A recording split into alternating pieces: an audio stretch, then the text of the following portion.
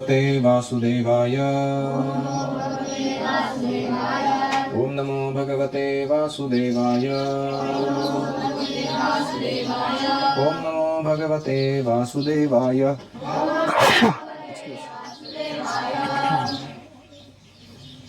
हम पढ़ रहे हैं श्रीमद् भगवद गीता अध्याय 7 श्लोक संख्या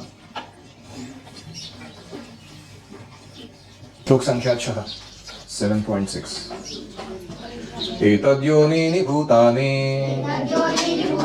सर्वाणीत्युपधारय अहं कृत्स्नस्य जगतः प्रभवः प्रलयस्तथा। एतद्योनीनि भूतानि, ये दो प्रकृतियां सारे सृष्ट पदार्थों के उगम स्थान है। कौन से दो? अपरा और परा। सर्वाणि इति उपधारय, इन सबों को इस प्रकार से अच्छे से जान लो। अहम, मैं, कृत्स्नस्य जगतः, संपूर्ण जगत का, प्रभवः प्रलयः तथा, उत्पत्ति और प्रलय हूँ।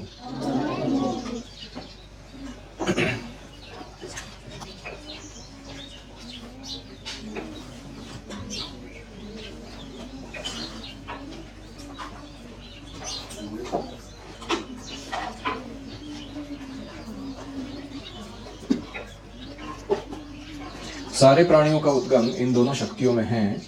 इस जगत में जो कुछ भी भौतिक तथा आध्यात्मिक है, उसकी उत्पत्ति तथा प्रलय मुझे ही जाना।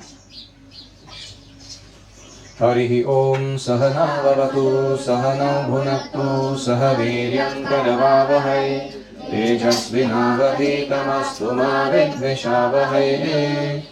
ओम शांति शांति शांतिः। ओम अज्ञानतिमिरान्धस्य ज्ञानाञ्जनशलाकया चक्षुरुन्मीलितं येन तस्मै श्रीगुरवे नमः। जय श्री कृष्ण चैतन्य प्रभु नित्यानंद श्री अद्वैत गदाधर श्रीवासादि गौर भक्तवृंद। हरे कृष्णा कृष्णा कृष्णा हरे हरे, हरे राम राम राम हरे हरे। तो कल हमने दो प्रकार की भगवान की शक्तियों का वर्णन सुना। अपरा प्रकृति, भूमि आपो अनलो वायु खम मनः बुद्धि अहंकार, ये अष्टधा 8 प्रकार की।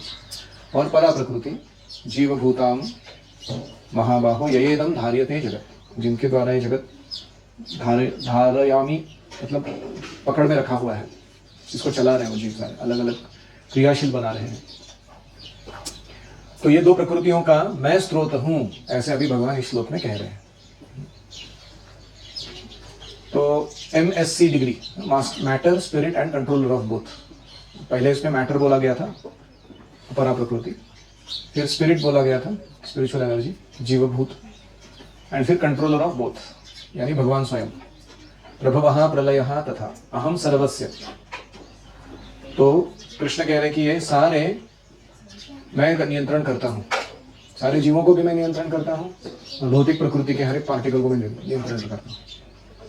तो प्रभुपा जी उदाहरण देते हैं कि जैसे आत्मा शरीर में प्रविष्ट होती है, तो वो जो मैटर था माता के गर्भ का, जो गर्भाशय में, वो अपना रूप धारण करने लगता है उस आत्मा के आजू बाजू, और धीरे धीरे उसका भौतिक शरीर विकसित होता है, एक बालक बनता है, फिर पेट से बाहर आता है, फिर वो युवक बनता है। क्यों? क्योंकि उसके भीतर आत्मा उपस्थित है, उसके कारण वो मैटर उसके अराउंड डेवलप हो रहा है। ऐसे ही विराट ब्रह्मांड जो है, ये परमात्मा विष्णु की उपस्थिति के कारण डेवलप्ड है। पूरा विराट जो है वो किसके कारण डेवलप हो रहा है? हाँ, भगवान विष्णु के कारण। और ये भगवान करते क्या है? इन दो प्रकृतियों का संयोग कराते रहते हैं विराट के माध्यम से। जो जीव प्रकृति है वो और जो अपरा प्रकृति है, उनका संयोग कराते रहते हैं अलग अलग, और उससे ये पूरा क्रिएशन डेवलप होता जाता है। आप समझ रहे? और हम थोड़े छोटे मात्रा में कृष्ण को इमिटेट करते हैं। हम कोई गगनचुंबी इमारत बना देते हैं, बुर्ज खलीफा, लोग जाते हैं ऐसा देखते हैं, फिर टोपी नीचे गिर जाता है, देखिए इतना ऊंचा बिल्डिंग। लेकिन क्या हम ब्रह्मांड बना सकते हैं? हमारे पास थोड़ा है पोटेंसी क्रिएशन करने का, लेकिन क्या उसकी तुलना विष्णु के साथ कर सकते हैं? नहीं। यही फर्क है, परमेश्वर कृष्ण है वो विराट है, यानी विराट रूप है, और वे लघु यानी छोटे छोटे जीवात्मा, उनका दोनों का भी कारण है, इसलिए वो समस्त कारणों के कारण है। नित्यो नित्यानाम चेतनश्चेतनानाम एको यो बहुनाम विदधाति कामा। सबकी इच्छाओं को वो पूर्ण कर रहे हैं और वो सबसे सुप्रीम है, टॉपमोस्ट पोजीशन पे है। तो कोई पूछेगा ठीक है विष्णु या कृष्ण जो है सर्वतोपरि है, लेकिन उनके भी परे कोई है क्या? समथिंग बेटर देन और सोर्स ऑफ इवन कृष्णा? लोग पूछते हैं भगवान ने हम सबको बनाया, तो भगवान को किसने बनाया? अभी लोग पूछते हैं ना कभी, तो अगले श्लोक में भगवान जवाब देते हैं, मत्तः परतरं नान्यत् किंचिदस्ति धनंजय मयि सर्वमिदं प्रोतं सूत्रे मणिगणा इव। हे धनंजय, ओ अर्जुन, मत्तः परतरं सुपीरियर टू मी, अन्यत् किंचित् न अस्ति, there is nothing else, सर्वम इदं मयि प्रोतं, all this world is strung on me, सूत्रे मणिगणा इव, like pearls on a thread। हे धनंजय, मुझसे श्रेष्ठ कोई सत्य नहीं है।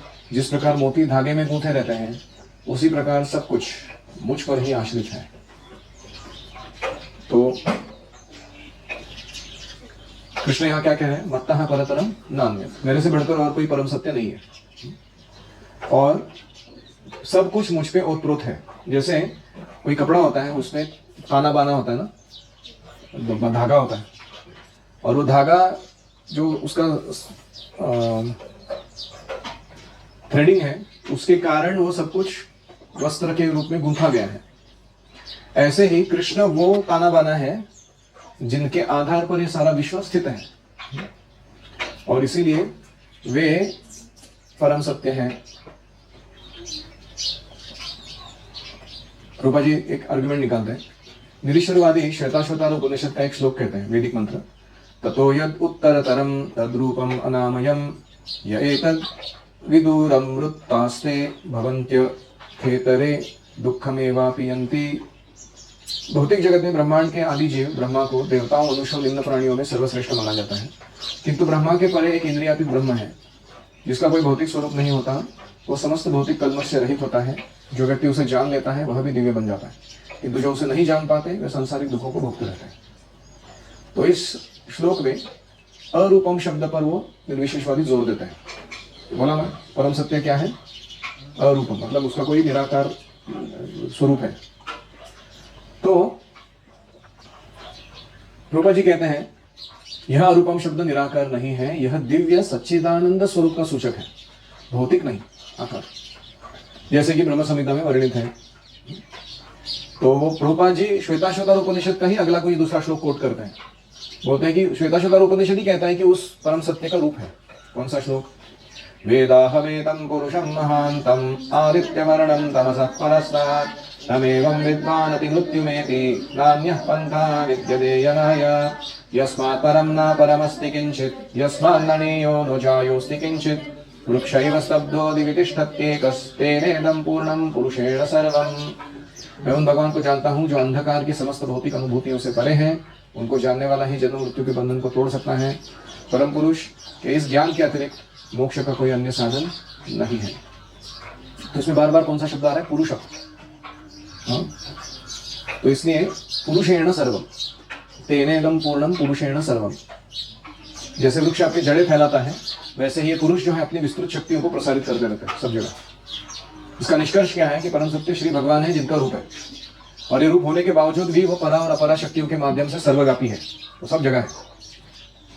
तो ये रूपा जी कंक्लूजन दे रहे हैं।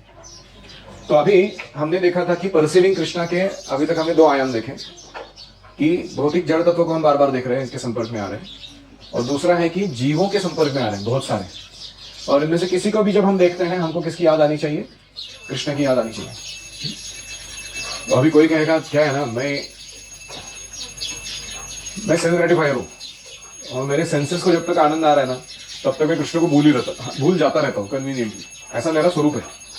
इतना सूक्ष्म दृष्टि से देख पाना कि अरे ये भूमि, ये आप, ये अन्नदाह, ये वायु, इसमें ये कृष्ण है, ये कृष्ण से आया हुआ है, ये थोड़ा मुश्किल है मुझे। तो कृष्ण बोलते ठीक है और आसान कर देता हूँ। How to perceive me when you do self gratification. चलेगा?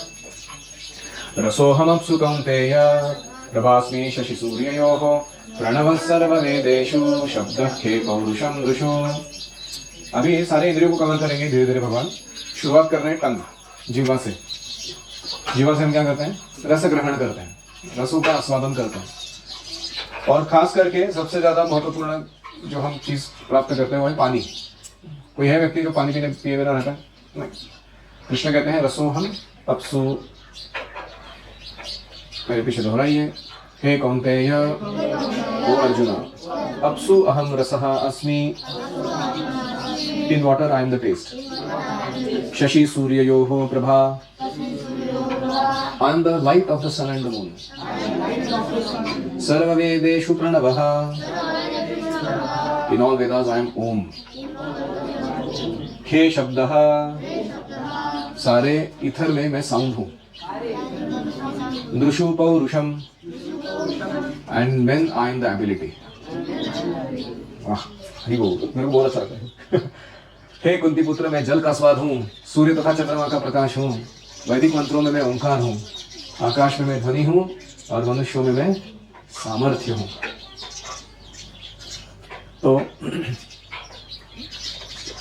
तो हमारे जो पानी के ड्रम्स है उसके ऊपर लिखा रहना चाहिए रसोहम अप्सु, I am the taste of water. कम से कम उतना पढ़ के तो गधा जो पानी पीने जा रहा है उसको कृष्ण का स्मरण आएगा कि ये जो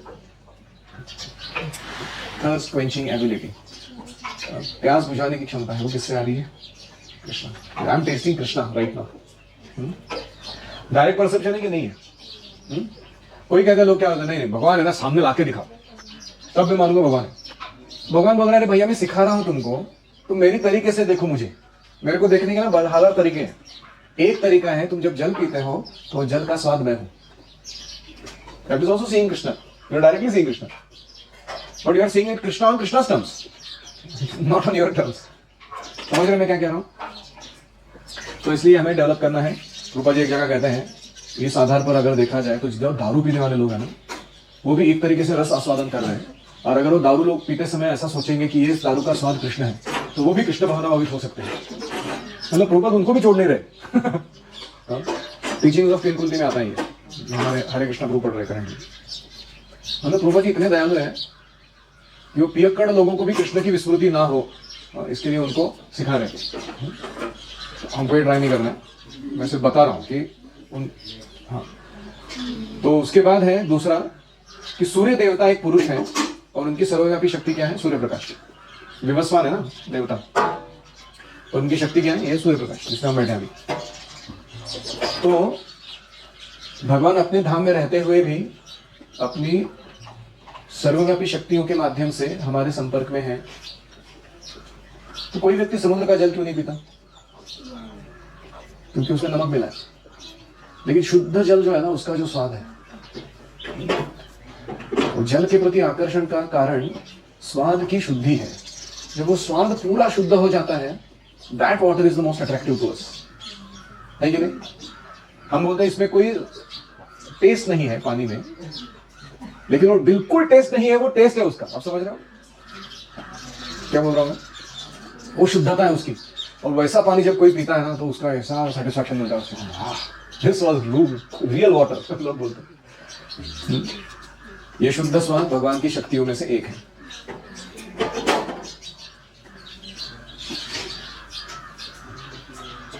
तो प्रभुपाद कहते हैं कोई सगुणवादी हो या निर्गुणवादी हो, पानी तो दोनों पी रहे ना। कि ऐसा है कि निर्गुणवादी पानी नहीं पी रहे, तो वो भी कृष्ण का स्मरण कर सकते हैं।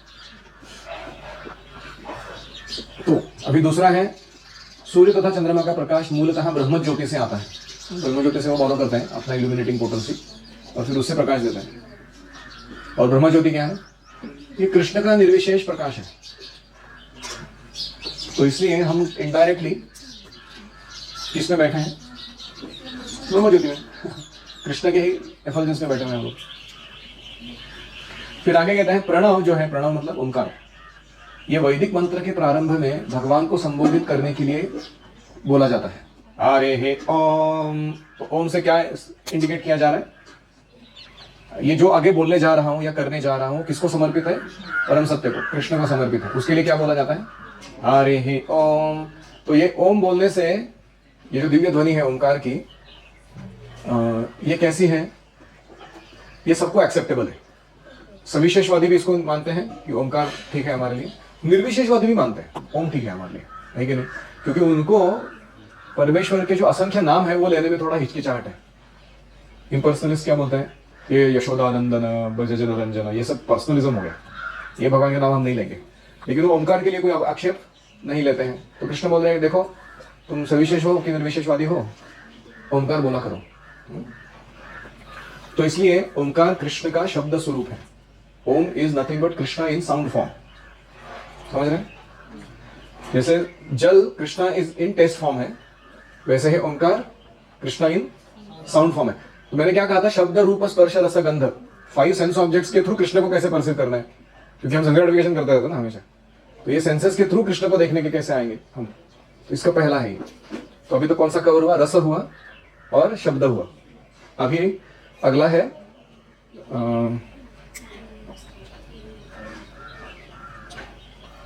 पौरुषम दृशु। मनुष्यों में सामर्थ्य मैं हूं। इसका अर्थ क्या है? अगर कोई चीज, कोई व्यक्ति बहुत पावरफुली कर दिखा रहा है, जैसे महेंद्र सिंह धोनी है, विराट कोहली है, लोग उनको बहुत मानते हैं यार गॉड्स ऑफ क्रिकेट, या कोई साइंटिस्ट है, आइंस्टाइन है, या कोई वो ऐसा कुछ रिलेटिविटी थ्योरी वगैरह बना के दिखा रहा है, या कोई अन्य व्यक्ति है ऐसी कविता लिख रहा है कि लोग पागल हो जा रहे हैं, या ऐसे म्यूजिक कंपोज कर रहे हैं कि लोग क्या है, कौन से जगत से आए आदमी। तो ये जो सामर्थ्य है उन लोगों के अंदर, जब हम अनुभव करते हैं, हम किसको अनुभव कर रहे हैं? कृष्ण को अनुभव कर रहे हैं, क्योंकि वो एबिलिटी इन मैन वो कृष्ण ने दी हुई है उसको। इंटरेस्टिंग है ना कि जब भी वाव एक्सपीरियंस आता है हमारे लाइफ में, किधर से? तो उसको वाव बोलते हैं ना, simply wow, wow what was that. तो लोग, तो वो वाव कौन है? वो कृष्ण है। हमको कृष्ण का वाव दिला पाहिजे आपण। We have to remember Krishna. तो ये हुआ पहला कि all the wow experience come from Krishna. जैसे एक बार प्रभुपाद जी समुद्र किनारे तट पर भ्रमण कर रहे थे शिष्यों के साथ, मंगल प्रभात भ्रमण, और बहुत ही अच्छा सनराइज हो रहा था या सनसेट हो रहा था, मुझे याद नहीं, और सारे भक्त लोग उसको देख के कैसा दिख रहा हो। तो प्रभुपाद जी ने दो अलग अलग समय दो अलग अलग कमेंट किए। तो एक बार उन्होंने कमेंट किया, if you are attached to this you will come back to material world to keep seeing this again and again. इसके प्रति आसक्त हो जाओगे तुम तो क्या होगा? बार बार जन्म लोगे यही देखने के लिए। और दूसरा उन्होंने कहा, बहुत इंटरेस्टिंग था, if the painting is so beautiful how much the artist must be beautiful. तो ने क्या कहा? अगर ये चित्र इतना आकर्षक है, इसको बनाने वाला व्यक्ति कितना सुंदर रहेगा, उसका क्या एबिलिटी रहेगा। तो जब भी हम सनराइज सनसेट देखते हैं हम कृष्ण को याद कर सकते हैं उस समय। So this is how Krishna is the ability in man. इसका एक अर्थ यह भी है कि हमें किसी से ईर्ष्या नहीं करनी चाहिए। जब कोई हमसे कुछ अच्छा करता है और उसके लिए उसकी वाह होती है तो हमको ईर्ष्या क्यों होनी चाहिए? हमको मन में क्या आना चाहिए? That Krishna is coming through him in that capacity. Krishna ने उसको फेवर किया है इसलिए उसके पास वो सामर्थ्य है और वो कर पा रहा है, हम क्यों इसकी ईर्ष्या करें? Simply appreciate wholeheartedly, wonderful, and you are appreciating Krishna, that way you become Krishna conscious. Envy is indirect appreciation, है ना? द्वेष करना मतलब क्या है?